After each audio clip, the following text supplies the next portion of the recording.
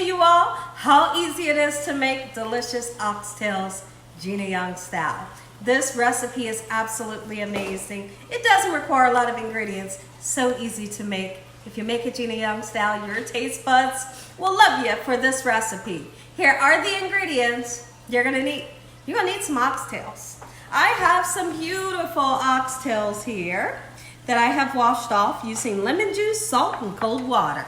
And then we've pat them dry with a paper towel. You're gonna need some fresh thyme, not dried thyme, fresh thyme. Habanero pepper is definitely optional. We have 2 bell peppers, red and green, a nice sweet Vidalia onion. We have carrots, we have fresh green beans, we have baby Yukon gold potatoes, and right here we have a brown stew seasoning that's absolutely amazing. Your favorite rice. I'm going to be using white rice. Beef broth, any kind of broth you have available will work. You're going to need a couple of spices so we can make it taste good.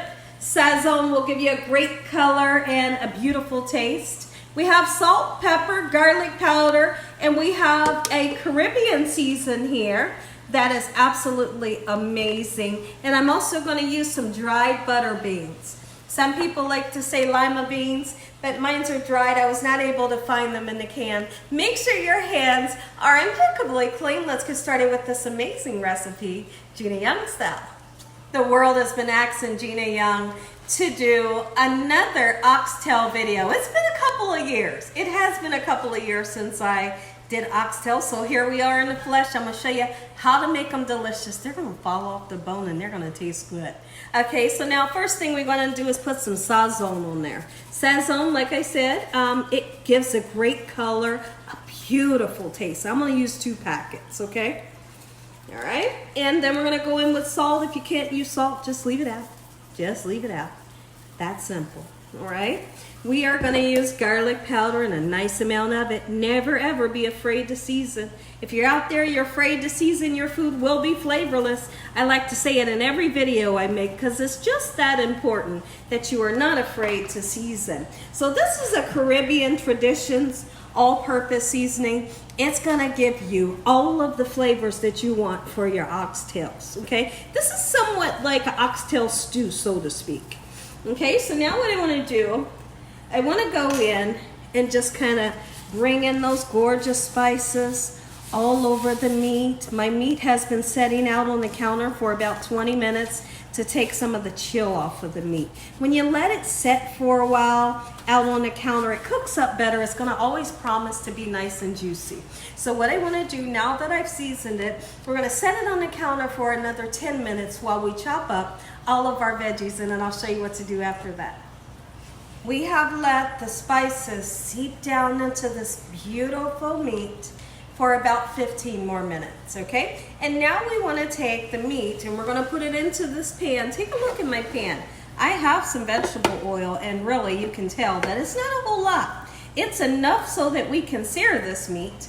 But then I want to talk about something as I put the meat into the pan. We're wanting to get a nice sear onto it, although we are not trying to cook the meat fully. The meat will cook fully as it is simmering. All right, it's gonna, like I said, it's gonna be soupy, kind of stewy. All right, if that makes any sense. All right, so let's get some color onto our oxtails, and then we're gonna begin to chop up our vegetables. And I want to give you some options of what you can do to the vegetables real quick before we begin to chop them. So there has been times where I have made oxtails and I've chopped up my bell pepper, my onions, and some fresh garlic, and I have marinated the oxtails with that and everything that I'm going to show you right now. You don't have to do that, but then you can do it. So what I'll do is I'm going to attach a video for how I make oxtails a different way. I'll attach that video to the end of this video so you can see a couple different ways to make it. I really think that both ways is extremely easy. So when I come back, we'll get started chopping up bell peppers and onions, just like so. Let's chop up some veggies while our meat gets a nice, beautiful brown color to them. Now, when you think about the habanero pepper, A habanero pepper can be very, very extremely hot. So what I like to do when we are cooking our oxtails down with all of the lovely ingredients, I will literally take this whole thing. If you cut it is when the heat is going to come out and you'll see, you know, the fire come out your ears, right? Like on the cartoons. This baby is hot.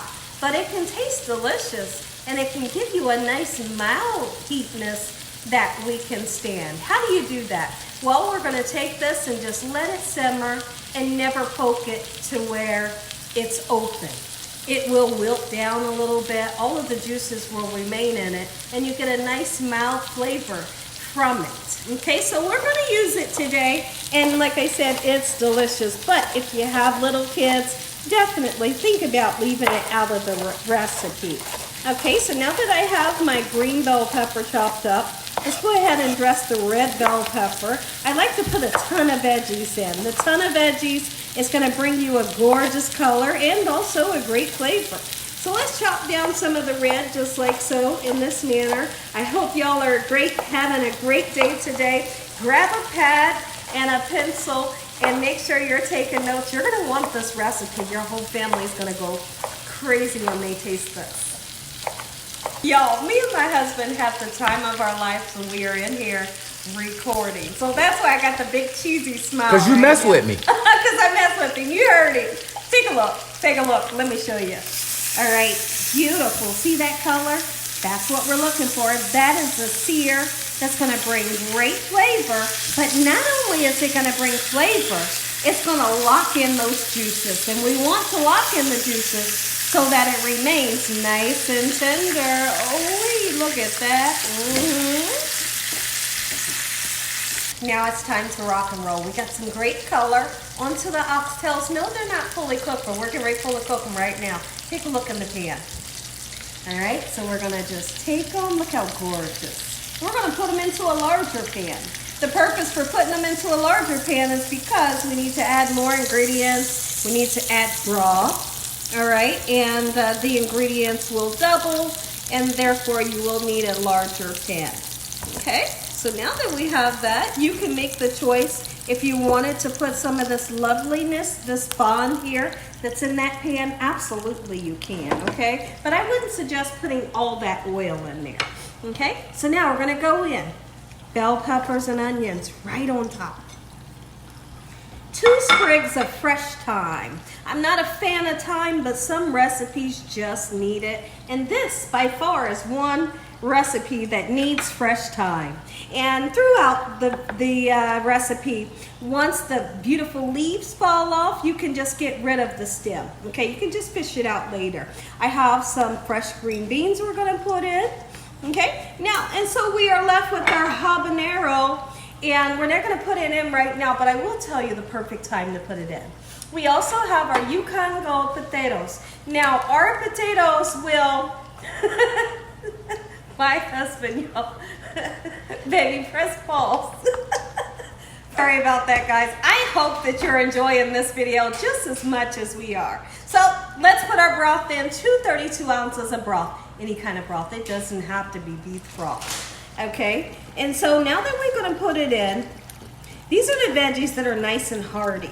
When it comes to the potato and the carrot, the potato only takes a half an hour to cook, so we'll put those in the last half an hour because we don't want them to turn into mush, right? And that absolutely makes a whole lot of sense. So now, and also carrots, they don't take forever in a day to cook, so we'll put them in like the last 20 minutes of the cooking process. So now, I happen to love this brown stew seasoning.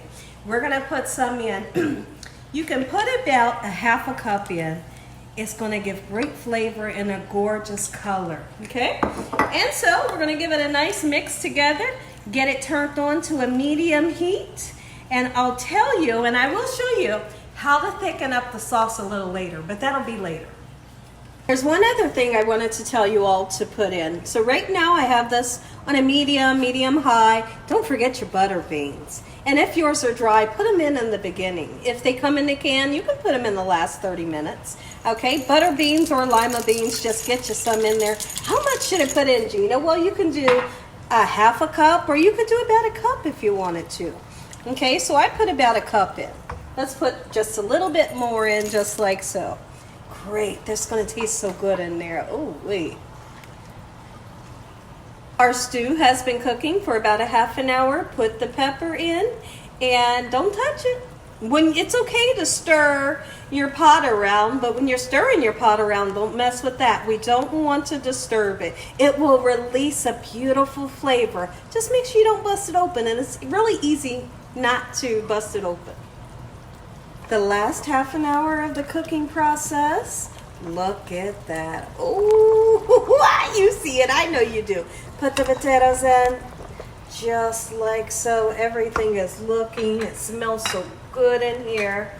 Okay, put your desired amount of carrots in. All right, the rice has been done.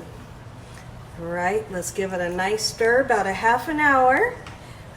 You can take this out whenever you want. It's really done its job. Okay, a half an hour, I'm going to come back. I'm going to say an amazing prayer. You're going to get that first bite. Look at that. Ooh.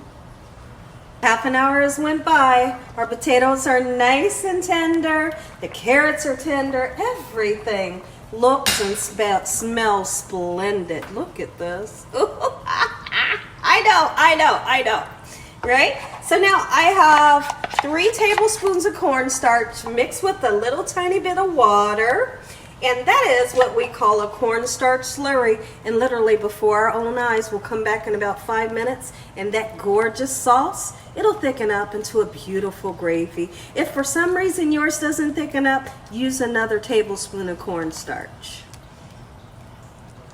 Now take a look at the gravy. If the camera can zoom in, I want to show you all how thick. Look how luscious. That's what I call oxtail soup, Gina Young style. Make you some. Ooh wee. Or oxtail stew, you know. And here's our rice. Let's make a plate. If y'all enjoyed this video, give me a thumbs up. If you haven't subscribed, make sure you subscribe. Tell your family and friends and everyone you know. Tell the whole world what Gina Young is doing in this kitchen on a daily basis. Heavenly Father, we thank you for this beautiful meal on today. We thank you, Lord, for your love time, your mercy, and your understanding. In Jesus Christ's name we pray. Amen. Take a look, everybody. Oh, I'm so excited. And you should be excited too, because I have an amazing recipe. You're going to want to try this recipe. And as always, God bless you all. Thanks for watching. Good night. This is extremely hot. I cannot take a bite. It's too hot, but I'm going to give you 360. Ooh, I love the little pieces too. Ooh, that potato is just as tender. Oh my goodness. Girl, you done outdid yourself. Enjoy the recipe. Good night.